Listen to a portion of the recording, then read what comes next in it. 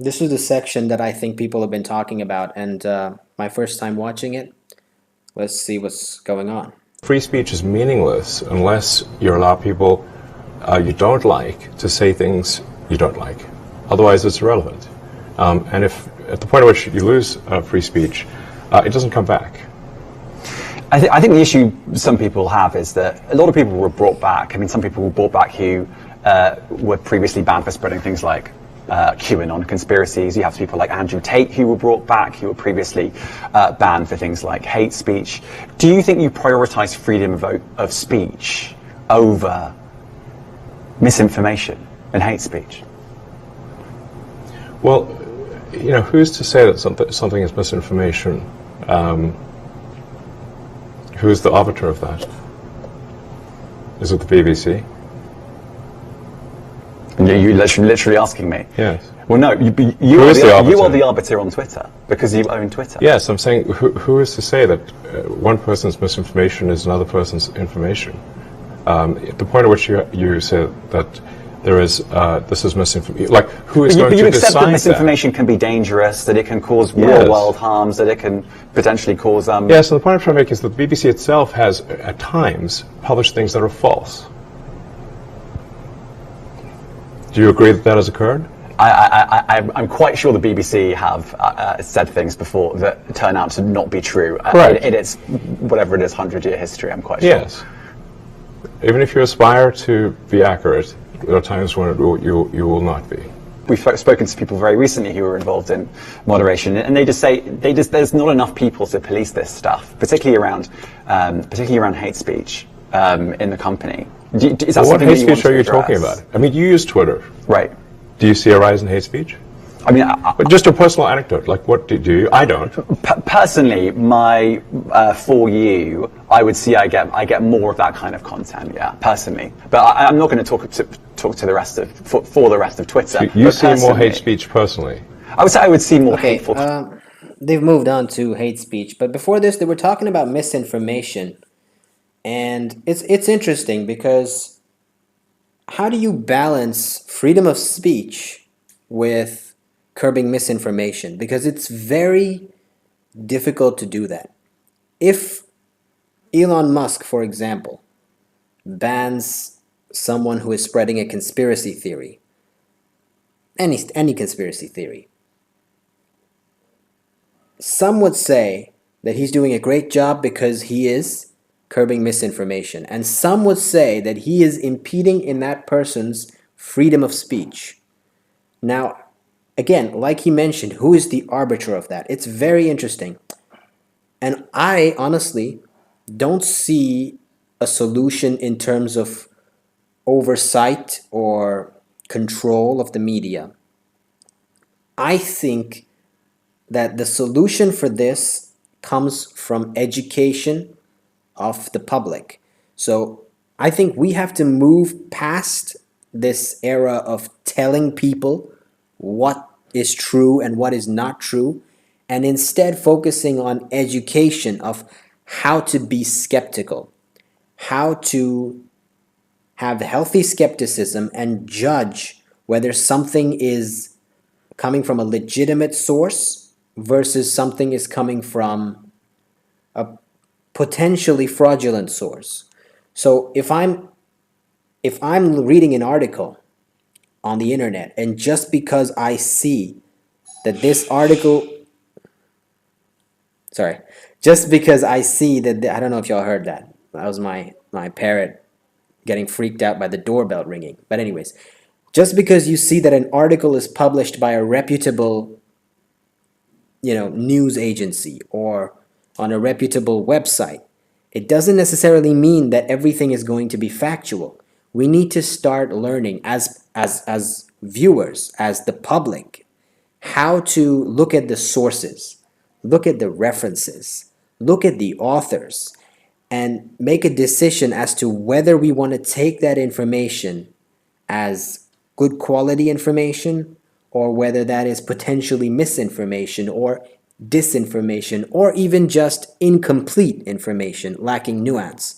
I think nuance is going to be one of the most important things in the future for people, especially consumers of content, to learn how to read, because a lot of social media nowadays is lacking nuance.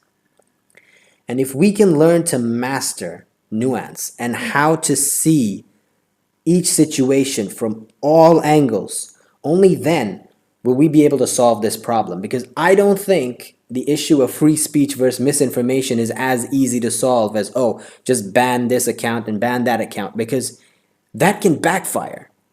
What happens is sometimes that if you, as an overseer, ban a certain account because they're spreading misinformation, what happens is that the consumers, the people who are watching, say, look, they're trying to cover something up. You're not. You were innocently trying to help avoid spread of misinformation. But what happened? It's counterintuitive. Now what happened is that people look at that and they get suspicious. That look, they're hiding something. Look, they're silencing this individual. That's not what's happening, but that's what it looks like. So I don't think that oversight and control is going to be the way we solve this issue. The only way we solve this issue is with nuance and with teaching people how to be skepticism and how to critically analyze information. We no longer live in an age where you can be ignorant and get away with it. Back in the day, it was possible. You could just know what you heard from this authority, and that was enough. Now, that's no longer enough. Now you need to know how to critically review every source of information and every piece of knowledge that you're given. You can't just accept everything anymore. You have to take every piece of information that you get and parse through them and see, okay, this has, good quality backing, whereas this seems kind of fraudulent. You have to be able to make that judgment. Anyways, let's see what they're talking about hate speech. Content in that. Content you don't like or hateful? What do you mean to describe a hateful thing?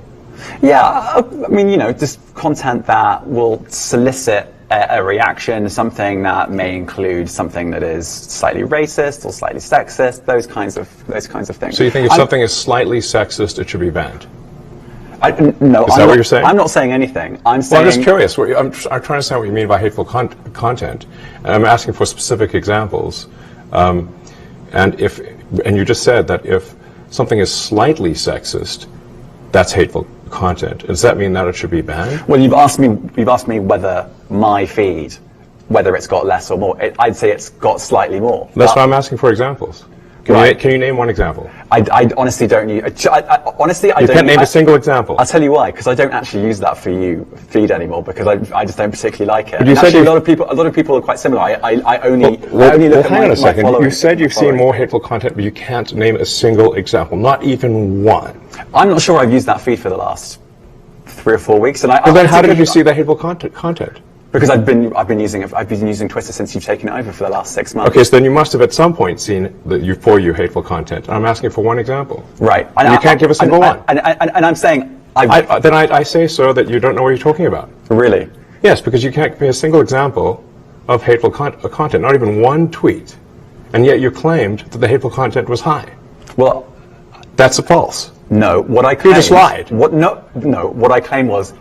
There are many organizations that say that kind of information is on the rise. Now, okay, so what's happening here is this dude says, I've seen a rise in hateful content. When asked for an example, again, I get it. You put on the spot, you don't really have an example on the top of your head. But when asked, he couldn't give a single example. So then he said, I don't use the For You page. At least for the last 3 or 4 weeks, I think he said. But then now he's saying, wait, I'm not talking I'm talking about other organizations that have stated that there is a rise in hateful content. Wait. It's kind of unprofessional, right? Now, if you've personally seen it, then you can give an anecdote, right? But if you haven't, and you're basing this statement on organizations, then just say that. Why are you saying that I've seen it? It just seems a little weird to me. Anyways, Whether it has on my Give me feed one or example. not. I mean, right, and Literally if you can't look at name something one. like the Strategic Dialogue Institute in the UK, they will say that. So Look, people will say all sorts of nonsense. I'm literally asking for a Right. single example, and you can't name one. right, and as I've already said, I don't use that feed. But And then how would you know that? I don't think this is getting anywhere. You literally said you experienced more hateful content, and then couldn't name a single example. Right, and as I said, that's absurd. I haven't actually looked at that feed. Then how would you know this hateful content? Because I'm saying that's what I saw a few weeks ago. I can't give you an exact example. Let's move on. We only have a certain amount of time. Wow. COVID misinformation. You changed the COVID misinformation Has rules. BBC changed its COVID misinformation? The BBC does not set the rules on Twitter, so I'm asking you. No, I'm talking about the BBC's misinformation about COVID. I'm literally asking you about, you changed the labels, the COVID misinformation labels. There used to be a policy, it then disappeared. Why do that? Well, COVID is no longer an issue. Does the BBC hold itself at all responsible for misinformation regarding masking and side effects of vaccinations, and not reporting on that at all? And what about the fact that the BBC was put under pressure by the British government to change its editorial policy? Are you aware of that? This is not an interview about the BBC. Oh, you thought it wasn't? And I see now why you've done Twitter Spaces. I am not a representative of the BBC's editorial policy. I want to make that clear. Let's talk about something else. If you want to talk about the BBC, all right. Let's talk about something else. Okay, that last part was a little bit weird to me because this dude is a journalist, right? This dude is interviewing Musk. He's not, as he said, responsible for what the BBC puts out in terms of COVID content or what coverage they do or what journalism they do. He's only responsible for his own personal contributions to the space. I don't know if he's done pieces on COVID before or not, but it doesn't seem like he is the right person to be complaining about this type of stuff, because you know what this reminds me of? This reminds me of those people, who go to a restaurant and they find a problem with the food and then they start yelling at the waiter. And it's like, bro, he didn't cook the food. You can give him the message. He'll take it to the kitchen, right? And deliver the message to the chef. But yelling at him isn't helping anyone. He's not responsible for that. If there is something wrong with the food, if there is COVID misinformation, again, I'm not entirely aware of exactly what he's talking about, but if there is misinformation, which there could be, this guy is not the person to be, shaming for that. It just seems a little bit immature to do that. A little defensive, And I mean, I understand that, Elon Musk is probably sick and tired of hearing about people criticizing his COVID policies on Twitter. So I get it again, but the response was a little immature. Anyways, yeah, so there was immaturity on both sides of this interview, I think. Not a very professional interview. The interviewer, I'm not sure what his name is, maybe I should check his name later, but anyways, he, I think, dropped the ball a little bit when he said that I've personally seen, but then couldn't name, but then switched it and said, wait, no, I'm saying that because the organizations, I actually don't use it. Make up your mind. You're giving 3 different stories here. Make up your mind. And Musk then turning the tables on him and asking him about the BBC misinformation, potential misinformation. It's a little immature. Like, this dude is not the person to ask about that, nor is he responsible for any of that. So it's a little bit like deflecting the question, right? Anyways, let me know what you think. This was very interesting. I honestly thought there would be more in this because, like, the way it's been going viral and people have been talking about it, I thought there would be something a little more juicy in here. But I mean, fair enough. It is what it is. That's my take on it. So let me know what you think in the comments. If you have anything else you want me to look at, write it down, and subscribe if you want to see more. See you next time.